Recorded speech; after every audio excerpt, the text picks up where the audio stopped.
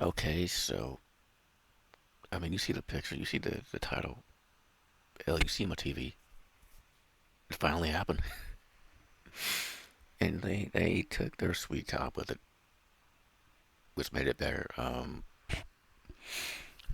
don't have an AJ Lee shirt, so John Cena wins. We can play online, which I don't believe that'll be the case if he wins, because they set that up too.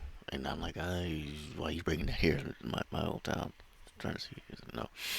Yeah, it was a Night of Returns when I could care less about. And the other was AJ frickin' Lee. Um, yeah, and that was a good match too. Before I begin into AJ Lee, John Cena and Sami Zayn, like their history. This was the theme of tonight, like 10 plus year old history, like decades old. Just that was the thing. And yeah, that match was actually pretty good. I didn't care. The first time they had it years ago, a decade ago, I didn't believe I was going to care tonight. But damn, that was a good match until dude showed up. Whatever. Um, but they more than made up for that. Well, no, that's a terrible choice. Well, the other return was way better. I'll say that. Yeah. So after them teasing us literally all year, like some eagle-eyed fans I saw it earlier pointed out the words "light it up" on the wall behind Paul Heyman and uh, Braun Breaker, I believe, doing a segment backstage from way earlier this year. And it was framed weird, like you're supposed to focus on it. And of course, this whole feud period has been teasing her. Uh, with CM Punk wearing the bracelet with the dog and her name on it and everything. And this is gonna happen like every year. It's a rumor, a Royal Rumble rumor. Well, I could talk about it because I'm like, I don't know what's really gonna happen. I would love for it to happen, but I don't believe so. Like even up until literally a few days ago, maybe last week, I remember Punk or AJ Lee an interview, and they were like, they do things separately. Like some couples are like that. Like, okay, and I believed it. It's silly me. Uh, so yeah, and of course, what happened at pay per view this past week? I want to say SummerSlam, but I'm not sure. That's not SummerSlam. I forgot what it was. Uh, they set that up. They set that up beautifully at the pay per view. And again on Monday, having Becky like basically punk, which I didn't see it that way. I knew it was happening, but some dudes were like, nah, nah. Which I get because like Stone Cold would have started her. The Rock would have rock bottomed her. Like hell, Triple H probably would have pedigreed her. Like with Punk just stood there. That's how he is. That's how I am too. Like I can't touch a woman like that. But yeah,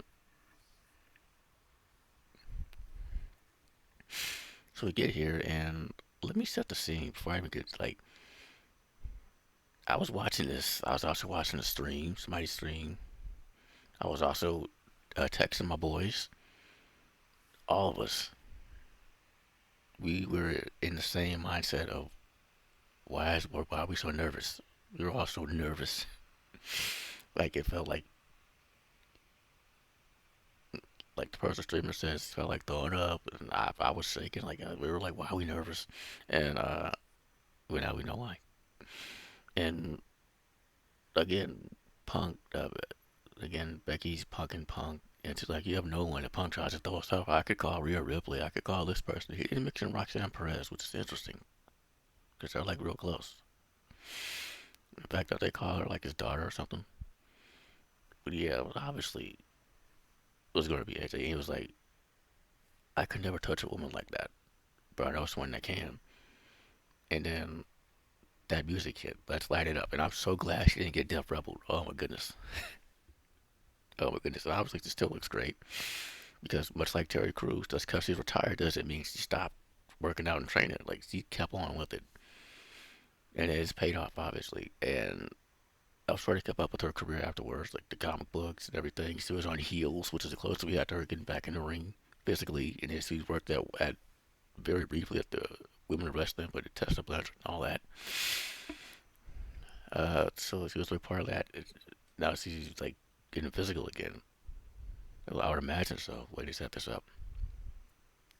When that theme music hit, man, of course I marked out hard.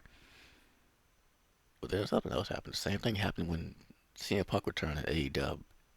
I started like shedding tears. Like yeah, my boys are texting me like crying emojis, like, would you make a grown man cry like that? Like, yeah, because like AJ Lee, like it's no like a boys know if you've been here long, you know how I feel about Liv Morgan and especially Nikki Cross. But before them, I was all about AJ Lee. I really liked her. Um, I remember they kept saying Paige or Saraya was the anti diva. They kept calling her that. The difference is AJ Lee was the anti diva, which is why I liked her. Because if you saw that video of me busting my boys' butts, I was the fan of the whole Divas era. So she was the opposite. She didn't have the sexy music. She had this awesome rock music. She skipped to the ring and she wrestled in Chuck Taylors and basically this outfit. That's by the way, one of my boys noticed he's not wearing Chuck Taylors. I feel like that's a plus because those things are not comfortable and I don't know how she wrestled in them. Like, they hurt my feet. I don't know how she does it. Um, but yeah, that music hit. My goodness, and I was watching reactions. People were crying. Like people were crying, and once again, the tears formed when I was watching people's reactions. I watched this back a few times, and the tears came. I got the same feeling in my stomach. That says something because AJ Lee, man, she was way ahead of her time. You hear that phrase a lot, but she's the definition. Like again, she wasn't this. They were doing the whole. She's a beautiful woman. That's why I used to love her. Was she's a beautiful woman. That's why I used to hate her. No, she was a real legit character, and she could actually real legit go in the ring. And the music, like my goodness, man. And the fact that she's back, apparently it's been 15 years, which I'm like, it can't be like, wow. It's even longer than Punk if that's true. But so she gets to the apron here. You see the spider behind her, and I'm like, Tekla. Like, I will watch that match in a second. Her and Tekla. If WWE and AEW ever collaborated, like, yeah. Uh, and you see her just on the ramp, just taking it in, and then she gets that look in her eyes. You know the look. You know the look. And she starts skipping down the ring, and man, like she always did, she skipped around the ring. She went against the ropes, just taunting back. Like, really missed that. Really missed her, man. Like, this takes me back to when I first got back into wrestling, really. If it's really been 15 years. But when I first got back into wrestling, I was really into Asa Massaro. But just, I was really liking her. She left, and we now know why. We ain't going to get into that. Also, her daughter was sick, so yeah, no RP Asa Massaro. But I really liked her because, again, she was different. Like, you might sense a pattern here. Nikki Cross, AJ Lee, Asa Massaro, to some extent, Liv Morgan. They're all not exactly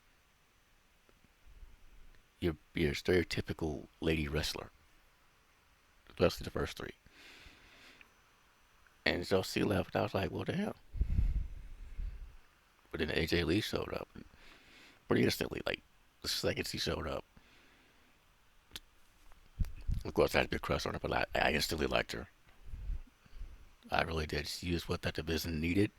Unfortunately, they didn't see that back then, but she's back now. And oh my goodness, the things she can do. Like, they need someone like her now. Oh my goodness. Yes, she can wrestle real good. She can also act her ass off like Becky can. So this should be really good. This should be like my goodness. Even the small ghosts we got today, like wow. Um. So yeah, but I was just sit here and talk about that for a bit. Um. So glad she's back. So glad she did not get death rebelled. Um. And are you doing that here in Indiana for WrestlePalooza? Because I wasn't. I really not. Yeah, no, wasn't trying to go or anything.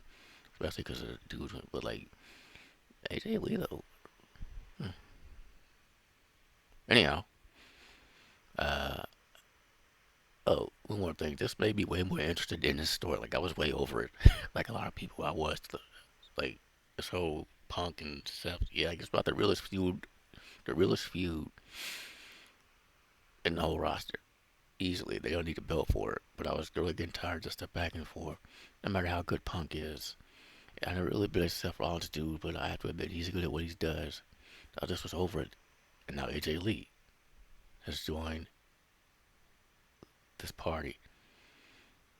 Her and Becky, like that match alone, and again, that match don't need the belt either. Like they could easily be way more personal than that because the way she treated Park, like easily. But no WWE, it'll be for the belt. Actually, it'll probably be a mixed tag for both belts. Like I feel like they'll do something like that. I really, I'm good. Like it doesn't need that. Anyway, that's all. Thank you for watching. Okay, uh, already did this part. I gotta do it again because I didn't have the mic on. Point is, I forgot to mention that as you see in the picture, after she was done dealing with Becky, she jumped in Punk's arms like they used to back in the day when they were a tag team.